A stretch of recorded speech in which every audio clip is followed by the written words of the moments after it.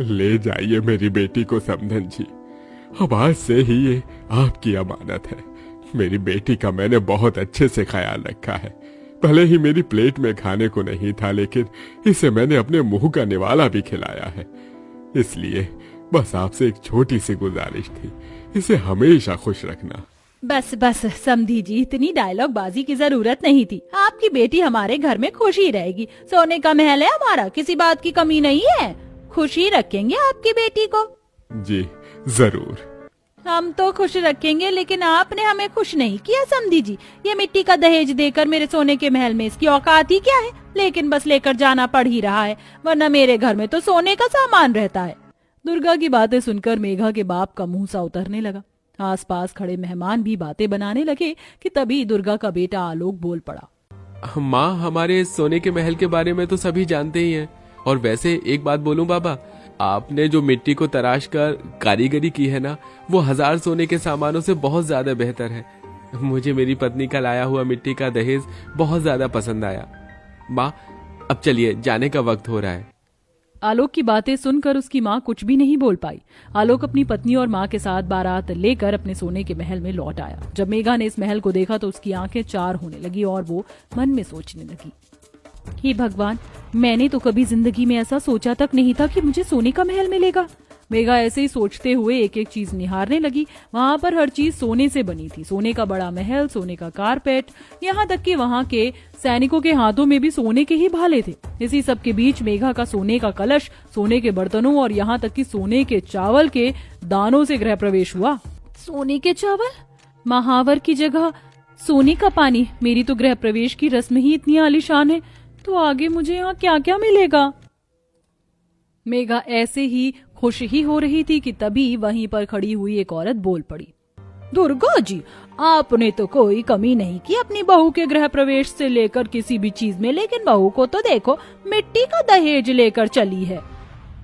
मिट्टी फ्री की आती है ना, और कारीगिरी इसके बाप की थी तो इन्होंने फ्री में ही काम कर लिया। वो तो बस दुर्गा ही है जो अमीरी गरीबी में फर्क नहीं करती। ऐसा ही कहा दुर्गा बहन, तुमने तो सोने के चावलों और बर्तनों से गृह प्रवेश करवाया अपनी बहू का, लेकिन बहू ने तो देखो जरा तुम्हें क्या दिया, मिट्टी का ढेर। दिल हो तो दुर्गा जी जैसा। सभी लोग ऐसे ही बहू को ताने मारने लगे और दुर्गा सभी के सामने अपनी बड़ाई करने लगी। ये सभी बातें मेघा वहीं बैठी सुन रही थी, लेकिन वो बेचारी कुछ बोल नहीं पाई। कुछ ही देर बाद बहू की मुंह दिखाई की रस्म शुरू हुई, जिसमें सभी ने मेघा को तोहफे दिए और अंत में जब दुर्गा की बारी आई, ये लो बहू, तुम्हारे लिए खास 24 कैरेट प्योर गोल्ड का हार। जानती हो इसकी कीमत इतनी है कि अगर मैंने तुम्हें बता दिया तो हो सकता है तुमसे उसकी जीरो ही ना की नहीं जाए, इसीलिए मैं नहीं बताती। नौकर, जाओ फ्रिज से खास सोने के वर्क वाले मेवा के लड्डू लाओ, अपनी बहू को जरा सोने का स्वाद भी चखा दूं। चौल से आई है ना, इसीलिए जानती नहीं होगी। दुर्गा ने मुंह दिखाई करते हुए भी अपनी बहू की बेइज्जती की, जिसको सुनकर भी मेघा बेचारी बस चुप ही रह गई। ऐसे ही सिलसिला जारी रहा। शादी के बाद हर दिन दुर्गा मेघा को ताने मारती थी और ऐसे ही चलते चलते अब लगभग 1 महीना होने को आया था। आज मेघा सारे घर की सफाई कर रही थी कि तभी सफाई करते करते वो एक सोने के फूलदान से टकरा गई और वो गिरकर टूट गया। अरे नहीं, ये कैसे टूट गया? अब क्या करूं? क्या हुआ? कैसी आवाज थी ये? वो माँ जी, मैं सफाई कर रही थी और ये सोने का फूलदान फेंक दिया। मेघा, तुम पागल हो क्या? क्या तुम्हारी अकल में भूसा भरा हुआ है? तुम्हारे अंदर सतर्कता क्यों नहीं आ रही है? ये मेरा सोने का महल है, कोई तुम्हारा मिट्टी के दहेज जैसे कूड़े का मायका नहीं। मेरा हर एक सामान सोने का बना हुआ है, तोड़ना ही है तो अपने कमरे में रखा हुआ मिट्टी का दहेज तोड़ लो। आइंदा अगर तुमने मेरा कोई भी नुकसान किया तो मुझसे बुरा कोई नहीं होगा, और ये बात तुम कान खोलकर सुन लो। दुर्गा मेघा की जरा सी गलती पर उसे खूब ऐसे ही खरी खोटी सुनाकर चली गई। बेचारी मेघा उससे कुछ भी नहीं बोल पाई और बस आंखों में आंसू लिए यूं ही खड़ी रह गई। माना कि मेरा दहेज सारा मिट्टी से बना हुआ है, लेकिन ऐसा नहीं है कि उसका कोई मोल नहीं है। मेरे बाबा ने दिन रात जाग कर उसे मेरे लिए बनाया है। मेरे लिए वो लाखों खजानों से अजीज है। पता नहीं माँ जी ऐसे बातें करके क्यों मेरे दिल पर जोर डालती हैं। मेघा को दुर्गा के तानों से बहुत बुरा लगता था। वो बेचारी ऐसे ही खूब रोई, लेकिन फिर किसी तरह उसने खुद को संभाल लिया। ऐसे ही एक दिन मेघा के पास उसकी नंद आई। क्या कर रही हो? मैं? हाँ तुम, वरना क्या तुम्हें यहाँ कोई और भी बैठा हुआ दिख रहा है? बोलो। मुझे आज एक शाही दावत में जाना है, मेरी सहेली की मंगनी है। माँ ने कहा है मेरा श्रृंगार कर दीजिए। अच्छा ठीक है। मेघा खुशी से अपनी नंद का श्रृंगार करने को खड़ी हो गई कि तभी मेघा ने गलती से राजेश्वरी की आंखों के ऊपर अपने मायके से लाया हुआ सादा आई शेडो लगा दिया, जिसके लगते ही राजेश्वरी भड़क गई। व्हाट द हेल, भाभी आपने क्या कर दिया? माँ, माँ!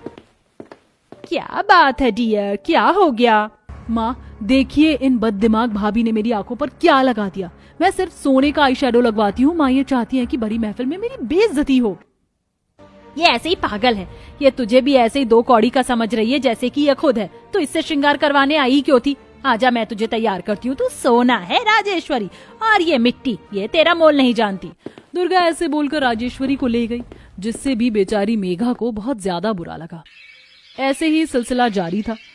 मेघा को ज्यादा सतर्क रहने की आदत नहीं थी, इसीलिए उसने अपने सोने के महल में कोई ना कोई गलती हो ही जाती थी, जिसकी वजह से उसे रोजाना ताने सुनने को मिलते और साथ ही उसे मिट्टी के दहेज का ताना तो जरूर ही दिया जाता था, जिससे मेघा को बहुत बुरा लगता। ऐसे ही चलते चलते आज महल में शाही मेहमान आने वाले थे। मेघा बहू, आज महल में दूसरे राज्य के लोग राजेश्वरी को देखने आ रहे हैं। सभी के लिए खाना और मीठा तुझे ही बनाना है। क्या? मुझे माँ जी? लेकिन इतना डर क्यों रही है? ये मत सोचना कि अगर तू ऐसे करेगी तो तू काम से बच जाएगी। मैंने सभी शेफ को घर भेज दिया है, समझ आया? जी ठीक है, तो माँ मैं खाना बना दूंगी। बहुत अच्छे, कोई भी गलती नहीं होनी चाहिए। अगर तूने कोई भी गलती की और मेरी वहाँ उन लोगों के सामने नाक कटी तो फिर देखना मुझसे बुरा कोई नहीं होगा। दुर्गा ऐसे बोलकर चली गई और मेघा रसोई में अपना काम करने लगी। उसने सभी के लिए सोने के बर्तन में बनाए हुए पनीर से शाही पनीर बनाया और उसके साथ कई बाकी पकवान बनाकर मेघा ने बहुत ही स्वादिष्ट रबड़ी बनाई, जिसको बस उसने काजू बादाम और किशमिश वगैरह से सजा दिया। कुछ देर बाद दुर्गा रसोई में आई और बन गया क्या खाना? हाँ माँ जी बन गया, देख लीजिए। दुर्गा मेघा की बनाई सभी चीजों को देखने लगी। सब कुछ अच्छा ही बना था। सब कुछ देखने के बाद दुर्गा मुस्कुराई और फिर उसने जोर से मेघा के थप्पड़ मारा। नालायक, दिखा दी ना तूने आज भी अपनी औकात की। एक गरीब हमेशा गरीब ही रहता है। लेकिन माँ, हुआ क्या है? क्या हुआ है? इस रबड़ी पर सोने का वर्क कौन चढ़ाएगा? हम ये काजू किशमिश की सजावट वाली रबड़ी अगर उनके सामने रखेंगे तो हमारी कोई इज्जत ही नहीं रह जाएगी। दुर्गा ऐसी भड़कने लगी और वो एक और थप्पड़ मेघा को मारने ही वाली थी कि तभी पीछे से आलोक आ गया और उसने अपनी माँ का हाथ रोक दिया। बस करो माँ, बस अब बेवजह आपने बहुत जुल्म कर लिए मेघा पर, क्योंकि अब मैं आपको उसे हाथ भी नहीं लगाने दूंगा। आलोक, तू मेरा हाथ रोक रहा है कौन ये तेरे लिए जिसके लिए तू मुझसे लड़ रहा है? माँ ये मेरी बीवी है। ये मिट्टी का चौथ लेकर आई हुई तेरी बीवी है? ये बीवी नहीं, ये बस तेरी नौकरानी समान है। माँ, एक औरत और सुहागन होने के बावजूद आप ऐसे कैसे मेघा के बारे में बोल सकती हैं? अरे माँ, माना कि मेघा मिट्टी का दहेज लाई, लेकिन आप इतनी गिर गई। आप इस गरीब से दहेज लेने को रिश्ता जोड़ने गई थी या एक बहू लाने को? बोलिए, ये दिन आ गए अब दुर्गा देवी कि वो दहेज के लालच में बहू लेकर आती, जबकि उसके घर में कोई कमी नहीं है। आलोक की बातें सुनकर मेघा की आंखों में आंसू आने लगे और दुर्गा का मुंह बंद हो गया। आलोक ने ऐसे ही अपनी माँ को बहुत देर तक समझाया। माँ, ये मत भूलिए कि आपकी भी एक जवान बेटी है जिसे दूसरे घर जाना है। अगर आप अपनी बहू को ठीक से नहीं रखोगी तो आपकी बेटी भी ठीक से नहीं रह पाएगी। अब मैंने आपको बहुत समझा लिया, शायद आपको मेरी बात समझ आ गई होगी। इससे ज्यादा मैं बस यही कहना चाहूंगा कि अगर अभी भी आपको समझ में नहीं आया है तो इसका अंजाम आप आगे देखना। और अब मैं अब से मेघा की ढाल बनकर रहूंगा। अगर आपने अब कभी भी इसे हाथ भी लगाया ना माँ, तो आप मेरा गुस्सा देखोगी। आलोक की बात सुनकर दुर्गा बस चुप सी रह गई। आज के बाद से फिर कभी दुर्गा ने मेघा को कुछ नहीं कहा।